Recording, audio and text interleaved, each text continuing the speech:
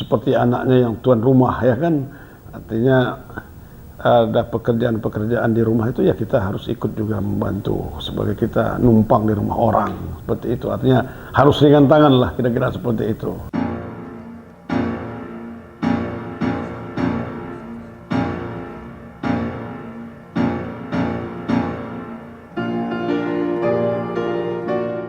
Assalamualaikum warahmatullahi wabarakatuh. Bersama saya Bisani di Pantau Lampung dalam program Tabayun menggali informasi untuk jadi inspirasi.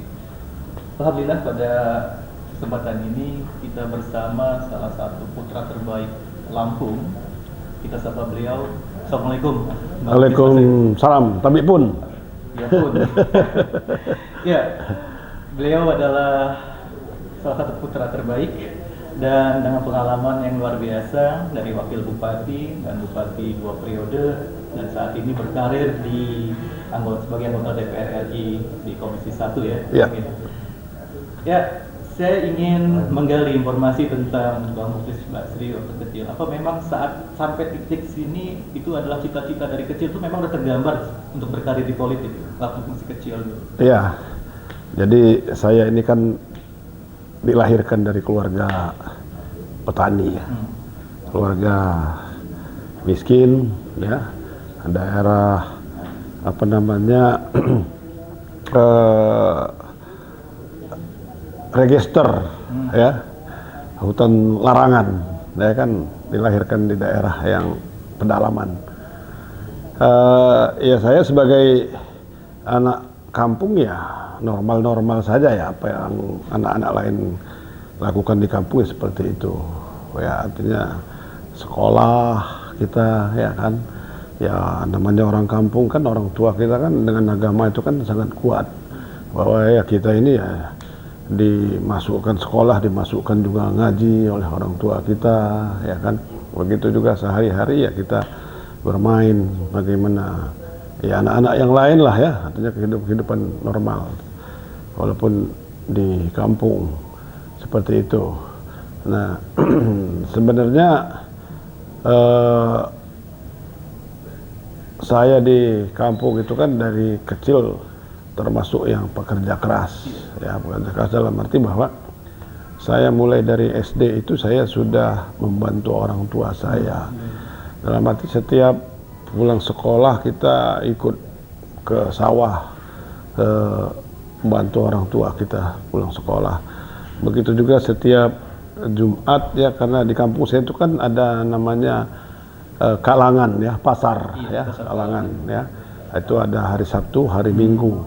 Kalau hari Sabtu itu jauh dari kediaman saya, itu ada sekitar 10 kilo ya.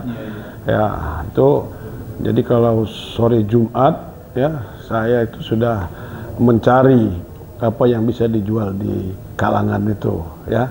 Misalnya kita cari genjer, cari pakis, atau cari apa namanya tutut ya, tutut itu kalau bahasa Sundanya itu liling, kalau bahasa Sundonya ya, kalau bahasa Lampung itu kuol. Kita cari juga ikan, karena ikan juga dulu kan masih banyak sekali ya. Kalau kita mau nyari atau kita mau nangkep ikan itu masih banyak sekali, karena air-air sungai-sungai juga kan dulu kan masih luar biasa ya. Artinya rusaknya sungai-sungai itu kan akibat daripada racun-racun yang digunakan petani pada waktu ada program Bimas pada waktu itu ya. Sebelum adanya Bimas, ikan itu luar biasa di daerah saya. Jadi kita itu setiap hari itu kerjaan kita adalah nyari ikan, dan kita apa namanya, kita simpen ikan itu di satu tempat. Bagaimana nanti supaya hari Sabtu itu atau hari Minggu itu bisa kita bawa ke kalangan.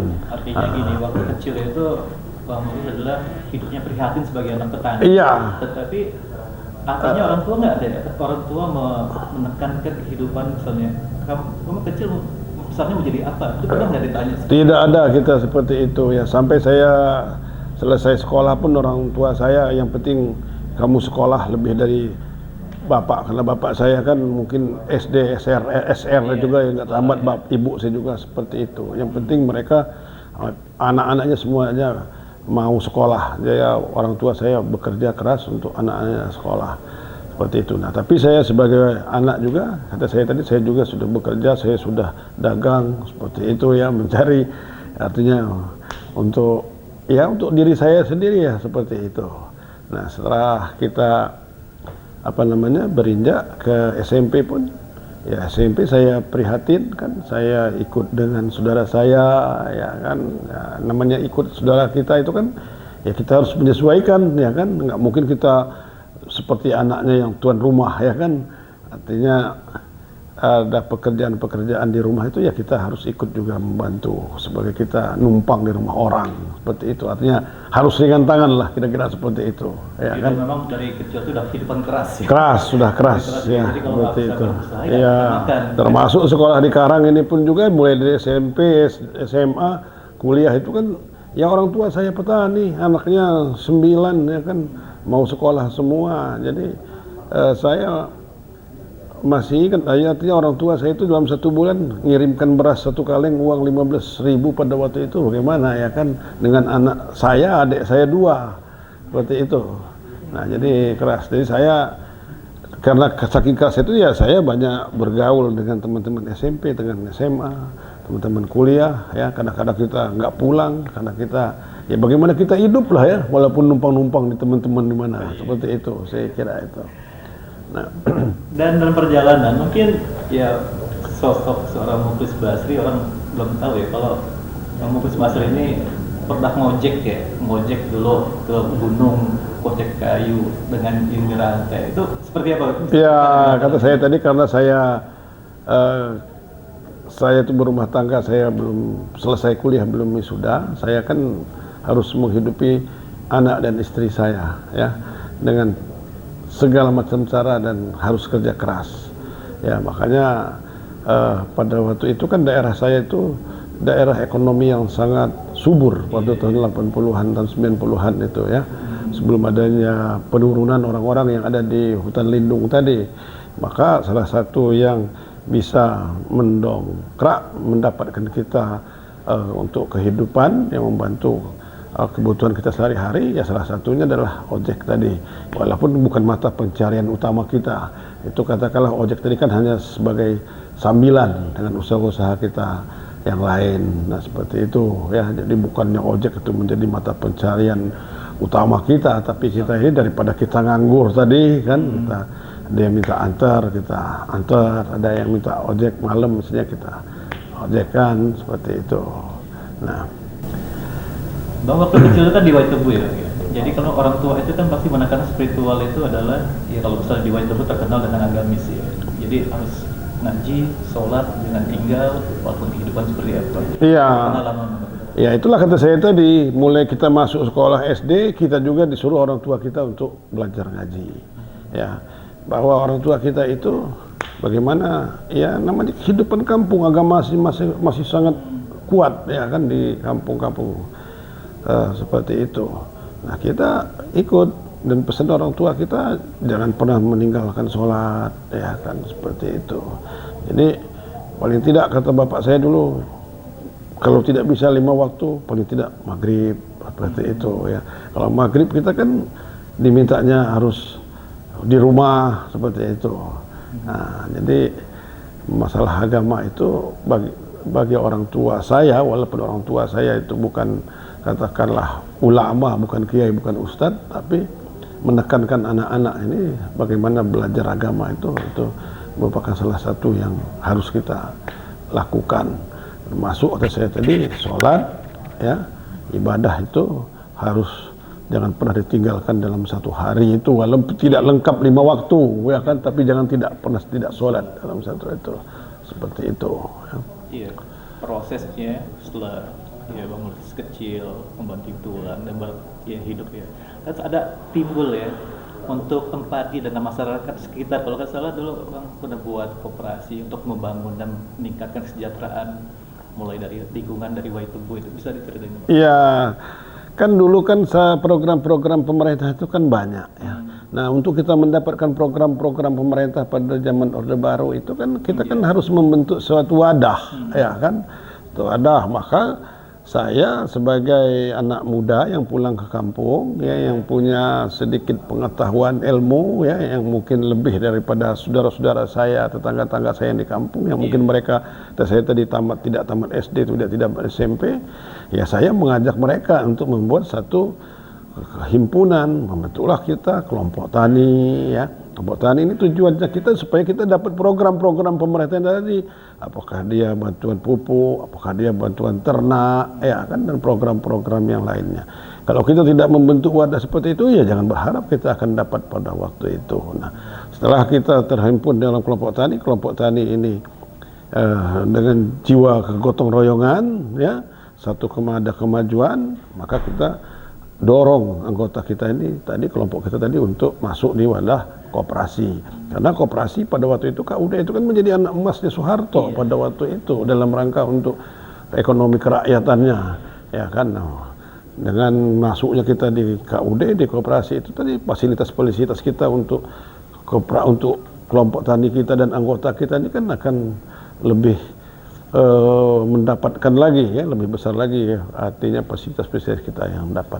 Nah, setelah saya masuk kelompok, mengajak kelompok masuk, ya ada katakanlah regenerasi di KUD tadi, di koperasi tadi, ya kita salah satu yang didorong oleh anggota untuk menjadi kepengurusan di situ sebagai orang muda lah, katakanlah di kampung tadi. Kita mungkin dipandang oleh masyarakat bahwa kita punya wawasan, punya pemikiran yang lebih daripada masyarakat yang di kampung tadi, seperti itu. Meskipun pemuda-pemuda, jadi kan artinya posisi sekarang ini kan nggak ujuk-ujuk serta-merta dengan orang melihatnya udah enak segala. Ya. Padahal ngebangun dulu luar biasa. Tapi saya kan bukan hanya di situ saja, saya betul-betul bekerja keras dan nol, termasuk saya berkebun kopi, saya lakukan sendiri, ya kan, seperti itu. Ya karena saya tidak mungkin akan minta bantu sama orang tua saya, bapak saya. Yang bapak saya juga mesti punya tanggung jawab dengan adik-adik saya, dan termasuk katakanlah bapak saya ini ada satu kekecewaan sedikit karena dia kan pengen saya ini kan selesai dulu baru berumah tangga, seperti itu, ya kan. Nah, dia setelah saya rumah tangga ini katakanlah dilepaskan, ya betul, usahalah bagaimana kerja keras. Nah, makanya kita ini banting tulang, kita bekerja keras. Jadi apa yang saya dapat ini bukan pemberian, bukan apa hadiah, ya kan, dari orang tua saya atau dari orang-orang lain, tapi betul-betul hasil kerja keras kita itu. Ya, artinya kalau orang berpolitik itu, kalau melihat ada dua, nasab dan nasib. Ya. Apakah memang ada keturunan, misalnya itu turunannya ada yang memang berpolitik dulu dari bapak atau kakek? Ya, sebenarnya keturunan berpolitik tidak ada, tapi yang jelaskan adalah tetesan-tetesan seperti itu karena kakek saya, ya, udah itu kakaknya bapak saya itu kan dulunya juga kan apa istilahnya tuh widana, ya, camat, apa sirah apa namanya itu, ya, seperti itu, lurah, ya, lurah itu tapi di atasnya lurah kalau dulu kan, seperti itu, widana itu. Nah, seperti itu, ada garis seperti itu. Tapi kalau tetesan betul kan tidak ada, baik dari keluarganya ibu saya maupun keluarganya bapak saya itu.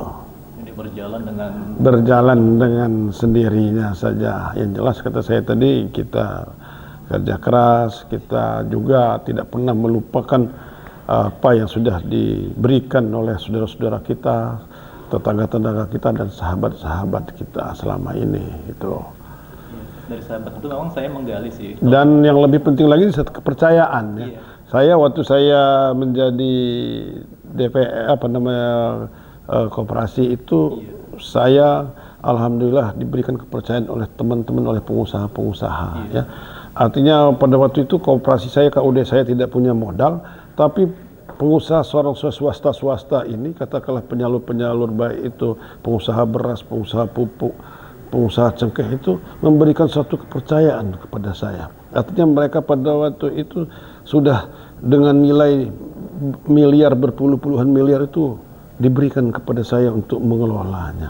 Dan alhamdulillah tidak satu pun artinya yang sampai macet, sampai berhutang, saya sampai berhutang atau saya menipu atau membohongi mereka. Itulah salah satu itu. Maka saya sampaikan tadi, kalau kita diberikan satu kepercayaan itu, ya harus betul-betul dijaga.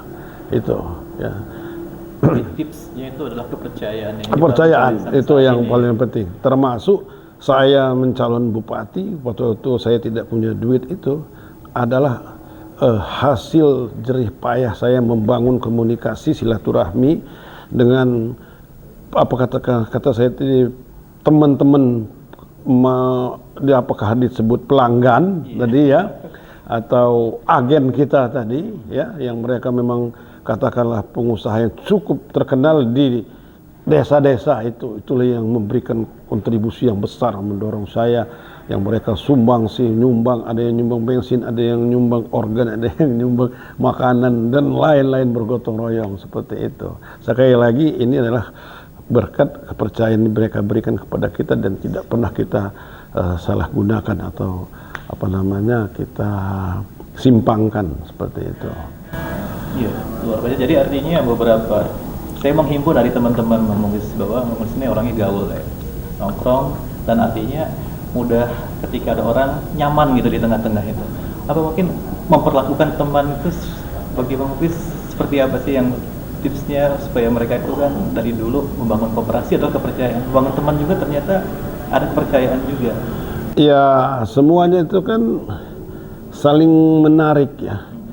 Jadi saya itu sampai saat ini ya, yang saya bangun bagaimana supaya orang itu seperti apa namanya, punya rasa memiliki terhadap kita ini, ya kan. Kalau dalam politik itu membangun militan, ya militan itu.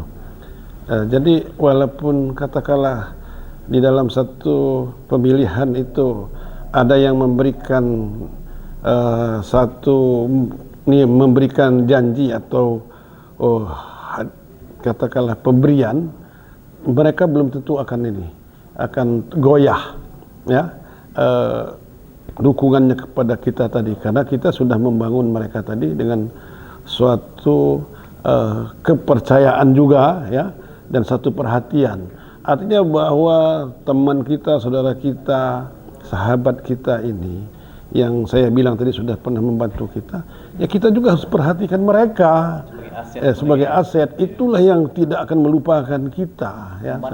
Iya, dan jangan kita menilai bahwa selalu dengan nilai apa namanya materi atau uang ya, tidak seperti itu. Tapi dari kita komunikasi, kita makan bersama, dari kita minum bersama, dari kita jalan bersama, dari kita tidur bersama, saya kira dari situ akan rasa mereka memiliki kita tadi.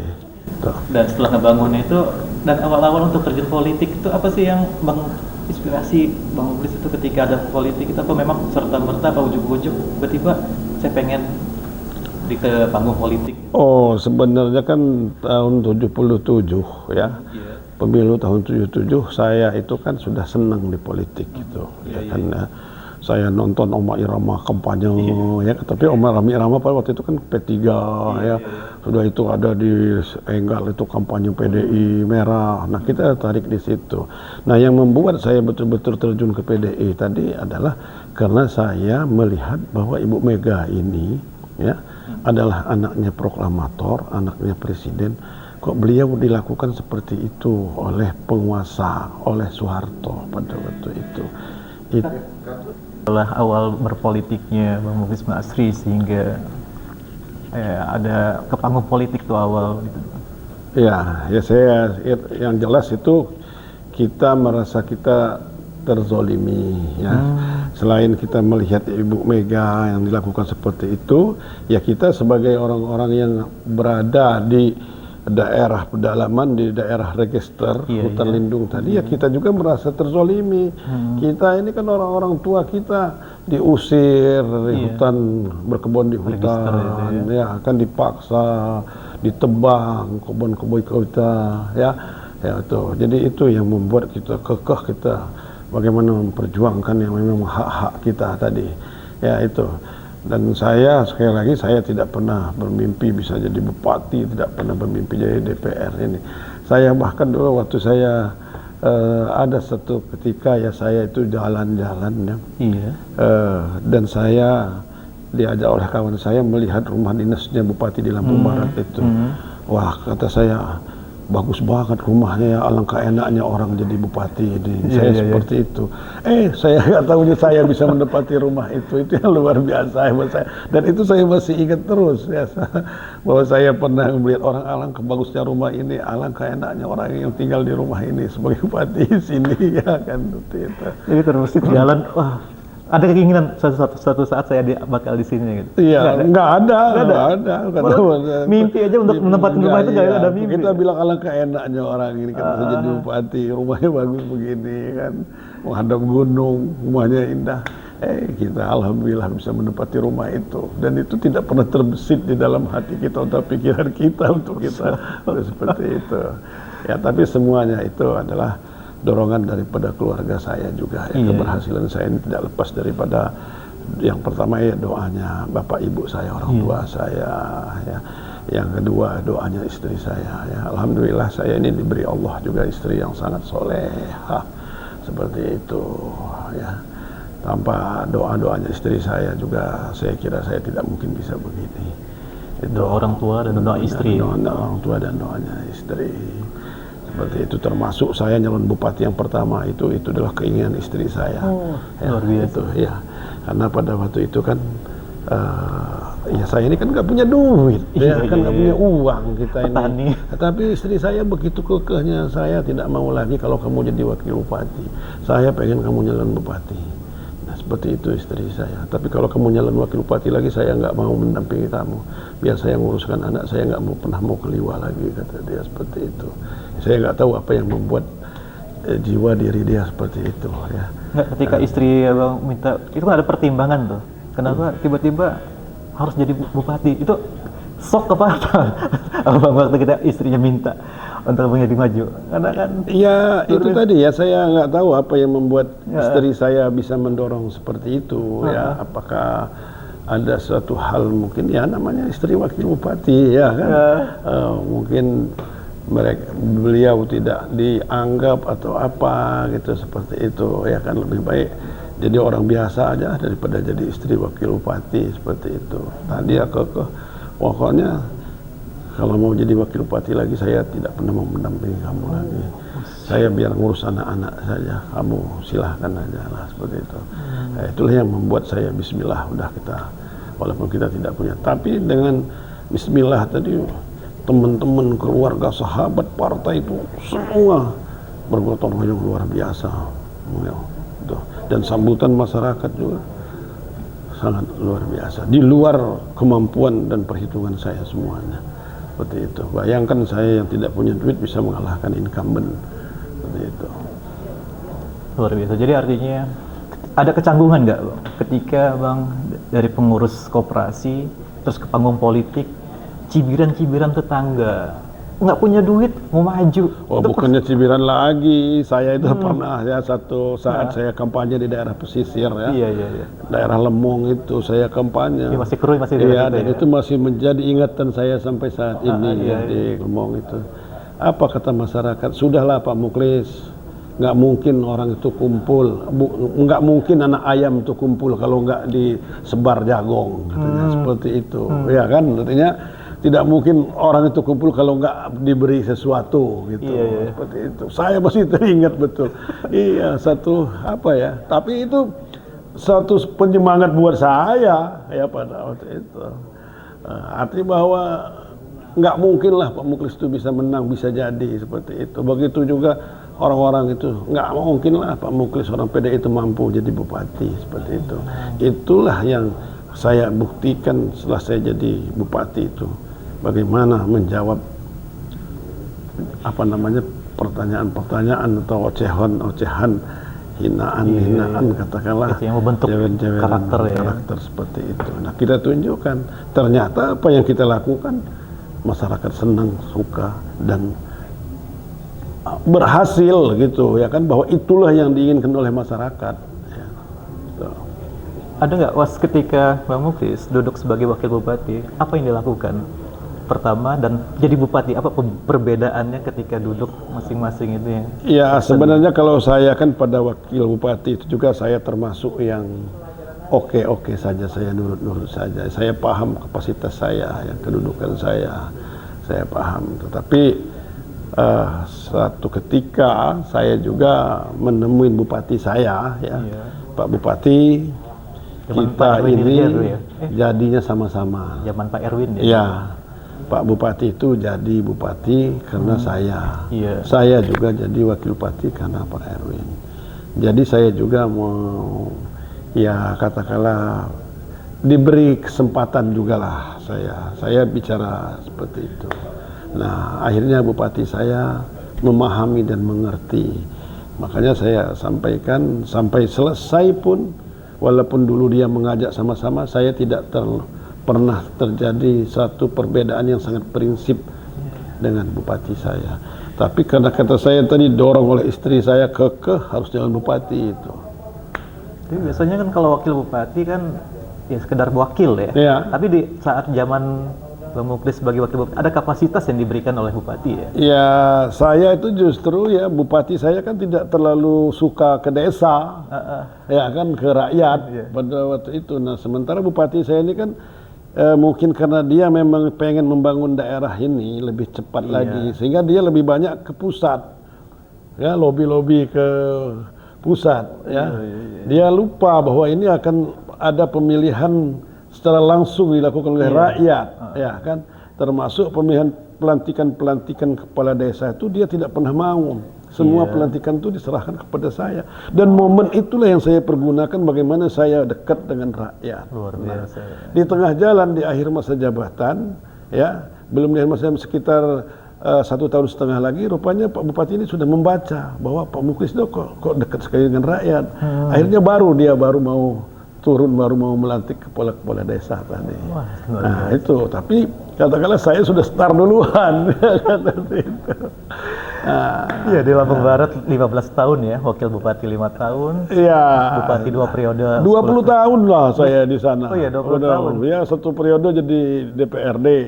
Ya kan, 1 periode wakil bupati, 2 periode jadi bupati. Itulah 20 tahun bagaimana saya tidak dekat sama rakyat saya sampai saat ini. Gitu. Dan ada satu ya, Jo.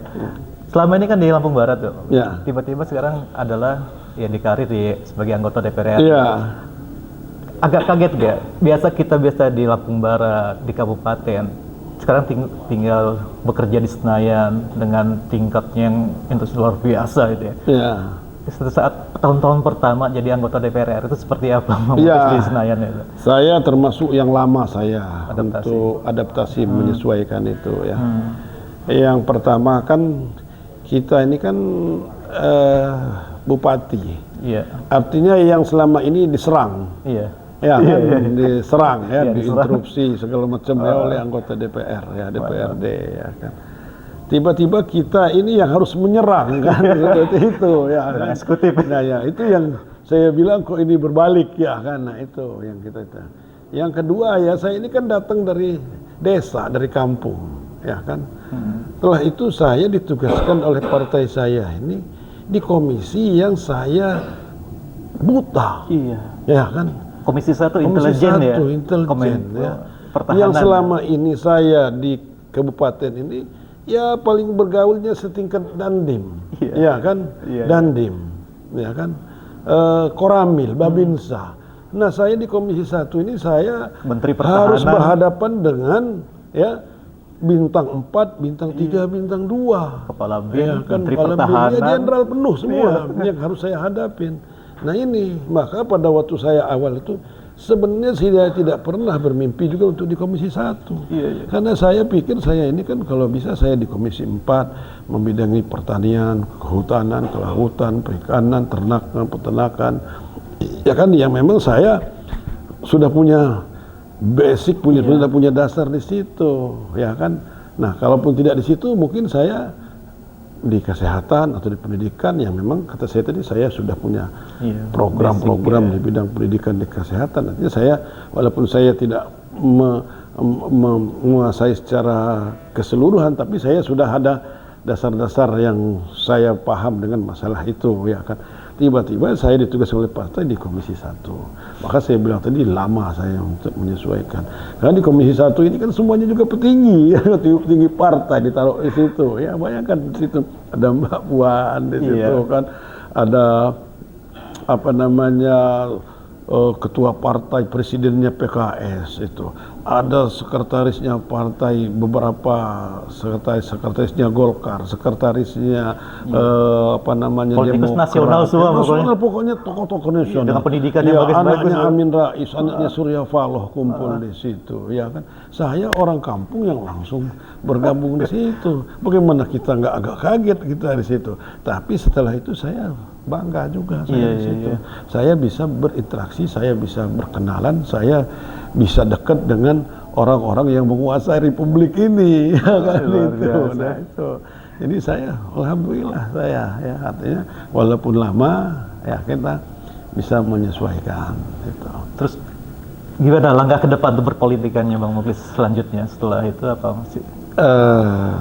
Kalau saya, ya sekarang ini yang penting saya akan sesuai dengan arahan Ketua Umum saya Ibu Mega, ya, bahwa kita itu harus dekat dengan rakyat. Pada waktu rakyat itu menangis dan pada waktu rakyat itu tertawa. Jadi kita itu harus berada di tengah-tengah mereka. Dan arahan beliau, kita harus dekat dengan pemilih kita. Ya harus kita rawat, harus kita jaga. Tuh, jadi saya kalau sekarang ini ya saya tegak lurus saja, ya, apa perintah partai saya, apa perintah praksi saya, ya komisi saya, itulah yang harus saya jaga, harus saya jalankan, ya. Soal ke depan itu ya semuanya kita serahkan kepada ketua umum, kepada partai, ya. Tapi ya saya berharap, ya karena saya ini kan baru satu periode yang baru selesaikan, ya kalau memang kita bisa berharap, ya kita bisa menjadi 2 periode, biar kita lebih memahami, lebih mengerti, dan lebih banyak lagi kita memperjuangkan aspirasi masyarakat, khususnya di dapil kita ini. Sesuatu Ibu megang punya Bang Muklis jadi menteri ini ya, siap? Wah, nggak usah lah, kita banyak lah. PDI itu nggak kekurangan kader lah, seperti itu. Kita harus tahu diri. Permintaan, ya. Kalau ada permintaan. Enggak lah, kalau saya nggak ada mimpi di situ. Ya. Karena PDI itu sekali lagi nggak kekurangan kader. Kadernya PDI itu banyak yang top hebat, ya mereka, dan mereka memang sangat siap ya di PDI Perjuangan itu. Ya itu kalau kita ini udahlah tahu diri, sudahlah kita bekerja partai aja lah kita, ya. Karena saya ini jujur saja Mas Abisani, ya saya ini kan sekolah juga, ya orang ujian naik kelas kita ikut naik kelas, itu aja. Orang lulus kita ikut lulus, ya kan. Bahkan saya tadi pernah nggak naik kelas 1 SMP ke kelas 2 SMP karena kita Badung, karena kita nakal seperti itu. Artinya kita bukan yang pinter-pinter amat, ya kan. Yang penting dari kelas 1 SD sampai kita selesai kuliah, kita nggak pernah juga jadi ranking, apakah ranking 10, apakah ranking 1, nggak pernah kita. Yang penting kata saya tadi, orang naik kita naik, orang lulus kita lulus, orang wisuda kita wisuda, udah gitu aja kan ininya. Jadi kita nggak usah memimpi mau jadi menteri, banyak di PDI yang pinter-pinter, yang hebat-hebat. Ya, tadi kita lebih baik kita bekerja. Kalau saya ditugaskan kumpulkan orang sekian, nah, saya malah lebih siap di situ karena kita ini memang orang lapangan. Gitu. Ada tips-tips yang buat politikus muda menjelang 2024 nih. Ada yang disampaikan oleh Bang Muklis Basri, kata politikus muda yang siap mau. Iya, saya kira sudah waktunya ya. Adik-adik, anak-anak generasi muda, generasi milenial ya. Karena saya yakin orang-orang muda, anak-anak ini milenial sekarang ini kan wawasan, pandangan, pemikiran akan lebih daripada yang sudah kolot-kolot ini ya. Dan ini memang sudah waktunya kembali, kata saya. Kita sudah melihat bahwa sekarang ini kan sudah era IT, era teknologi, ya kan. Seperti umur tahun 60 ini kan kita sudah ketinggalan. Orang sudah sudah makai Instagram, sudah makai ini, kita baru mau belajar nulis WA, ya kan, orang udah ini. Artinya saya kira ya memang sudah waktunya anak-anak muda, anak-anak milenial untuk mengambil kesempatan ini ya, untuk terjun di politik ini ya, bukan hanya politik jalanan, tapi betul-betul masuk di dalam satu organisasi partai untuk memberikan kontribusi bagaimana kita membuat Indonesia ini supaya lebih baik, supaya lebih maju, supaya rakyatnya juga lebih sejahtera. Itu harapan saya, dan sekali lagi kesempatan ya bagi anak-anak, bagi para milenial ini ya adanya di dalam 5 tahun sekali dalam pemilu.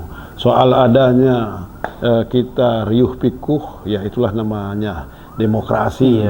Ya kan, kita ini kan pesta di rumah kita aja, pesta kecil-kecilan aja ada piring pecah, ada gelas pecah, ya kan, apalagi pesta nasional pemilu ya. Jadi kalau kita itu ada perbedaan, ada apa namanya bersenggolan, ya namanya 5 tahun sekali pesta, saya kira seperti itu. Mari kepada adik-adik semua ya, ini kesempatan 5 tahun sekali, mari kita berkompetisi.